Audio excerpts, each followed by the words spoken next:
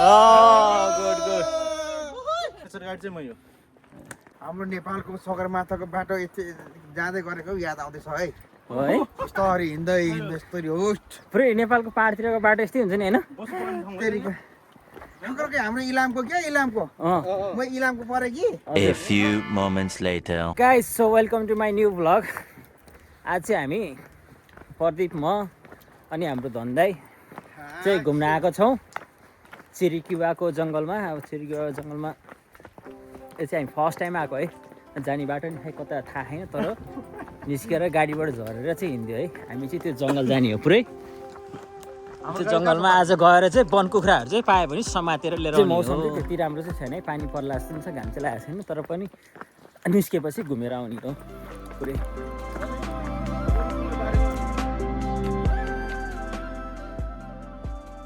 त मेलिया राम्रो छ ठाउँ। Hello hello. यहाँनिर तल चाहिँ एउटा ट्याक्क भिआर बाइक लिएर ट्याक्क केटाकेटी आएर बसेको छ कि यस्तो दामी ठाउँमा है, बाइक लिएर आएर बसेको छ। यो चाहिँ पुरै पारीको जङ्गल हो होइन। हामी चाहिँ अहिले जाने त्यतै हो जङ्गलमा घुम्न। जङ्गल हन्टिङ नगरेको धेरै भयो कि हामी। नेपालको पाहाड राम्रो कि मालदा पाहाड राम्रो दाइ? कताको राम्रो? अभियसली दुईटै हो नि हो। अब नेपालको याद आएछ धल धली हो हो नि। यो ठाउँ देखेर नेपालको याद आयो है? धेरै याद आयो, एकदम घरको याद आयो, नेपालको याद आयो, फर्कनु लागिरहेछ। सो हाम्रो केटाहरू चाहिँ ट्याक्क त्यहाँ पछाडि फोटो खिच्ने र भिडियो खिच्ने टिकटक बनाउँदा व्यस्त छ है, व्यस्त छ। म चाहिँ अलिअलि अगाडि हिँडिसकेँ, यस्तो बाटो हिँड्दैछु। चाहिँ है आएको 2 वर्ष भयो, फर्स्टचोटि आउँदैछ हामी है। नेपालीहरूको खासै घुम्ने बानी चाहिँ छैन है कसैको।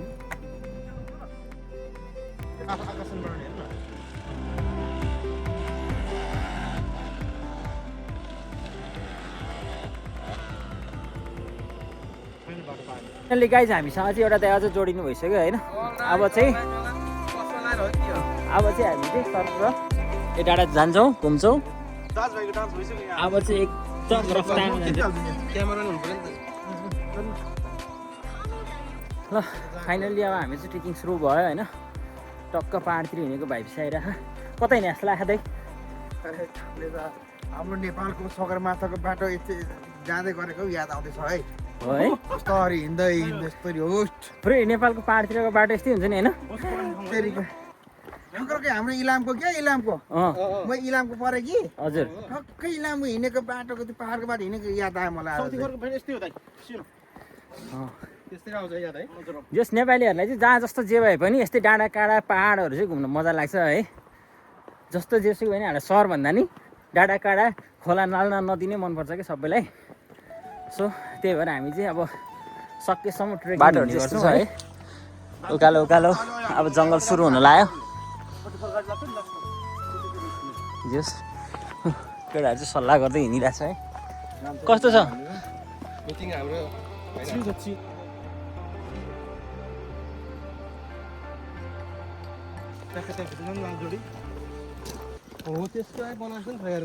एउटा घर बनाउने त पति सर यहाँनिर म त भगवान कसो यहाँनिर म त्यति पायो भने नि स्वर्ग हुन्छ। कुखुरा पाल्नै बस्ने है। 4-5वटा नेपालीले खाने यस्तो ठाउँ मात्रै हो नि, यस्तो रुखहरूमा छेउमा बस्ने तिर्खा बस्नुहुन्छ नि। काममै जाँदैन है पति सर? त्योहरू चाहिँ गाडी लिएर आएर यसरी चाहिँ पिकनिक बस्दो रहेछ है, क्याम्पिङ टक्क आनन्दले है। अनि एक दिन चाहिँ यसो आयो, यस्तो ठाउँमा रिल्याक्स भयो, बस्यो। पति सर तपाईँलाई यो ठाउँमा आएर के गर्नु मन लाग्यो त?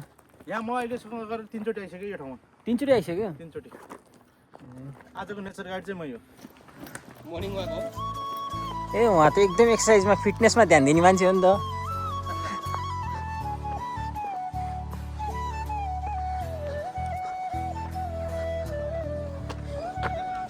माल्टामा चाहिँ सबैभन्दा ठुलो जङ्गल चाहिँ यही हो है।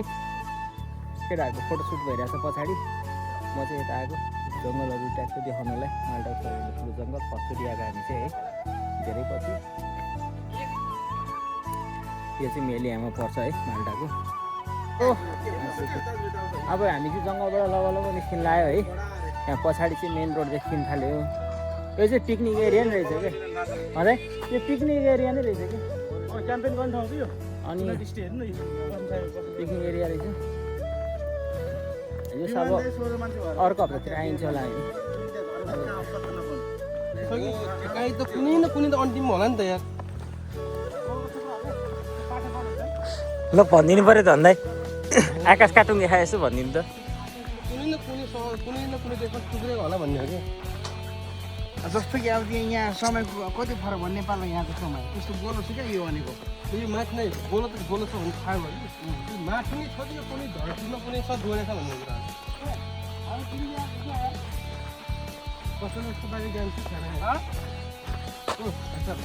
छैन ज्ञान जस्तो बारे उहाँ त एकदम विज्ञानमा प्रख्यात मान्छे हो नि त परिप सर त आकाश कुनै देशमा होइन देशसँग जोडेको सधैँ आकाश छैन यो बादल यस्तो आकाश यो आकाश नै कुनै धरतीसँग जोडेको छ भनेको त अब मलाई माथि छैन यस्तो जोडेर माथि गएर आकाश बनेको छ कि त्यस्तो हुँदै हुँदैन नि त एउटा फुटबल लगाएर सुन्नु एउटा कालो बल हुन्छ नि हाम्रो यता कालो यता सेतो हुन्छ नि त्यस्तो बाटो हुन्छ जस्तै यहाँ उज्यालो भइरहेको छ नि अब यहाँ रात पर्नु लाग्यो नि अर्को ठाउँतिर उज्यालो भइरहेको हुन्छ त्यो त आकाश चाहिँ यस्तो उस्तै जोडेको छैन कुनै धरतीसँग कुनै छैन जोडेको उहाँ त एकदम विज्ञानमा चाहिँ 100मा 79 ल्याउने खाले मान्छे हो नि त विज्ञानमा होइन र 100% हाम्रो पछाडि चाहिँ बुढाहरूले पुरै एटिपी कुदाइरहेछ है 10-12 वर्षको बुढाहरू पुरै जङ्गलमा एटिपी कुदाउने रमाइलो गर्ने अब हामी चाहिँ लगभग निस्किने ठाउँ आइपुग्ला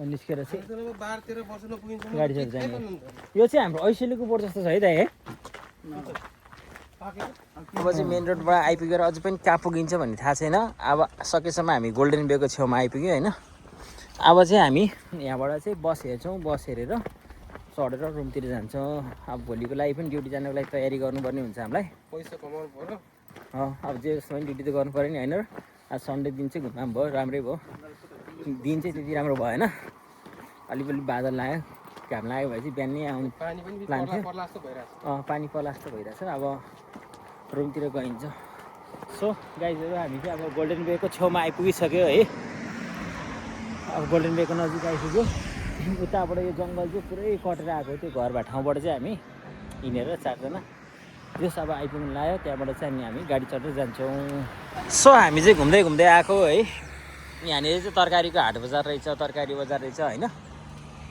नेपालतिर जस्तै तर अलिक सस्तो नि रहेछ है केटाहरू पुरै सब्जी किनिरहेछ है धन्दै तरकारी के छ सस्तो छ तरकारी मालिक पनि हो अरे गुड तरकारी सस्तो पायो भनेर चाहिँ एक झोला उठाए तरकारी है अब यो लाने कसरी हो त्यत्रो टाढासम्म हिँडेर जानुपर्छ मालटामा चाहिँ यस्तो हर्स राइडिङहरू पनि हुन्छ है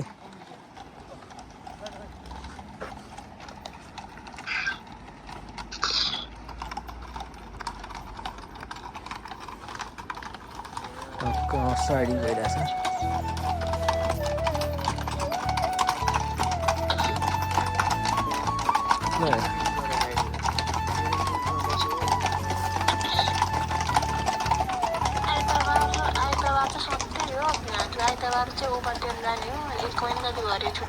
टक्क टुरिस्टहरूको ग्याङ चाहिँ पुरै हर्स राइडिङ गरेर है घुमिरहेछ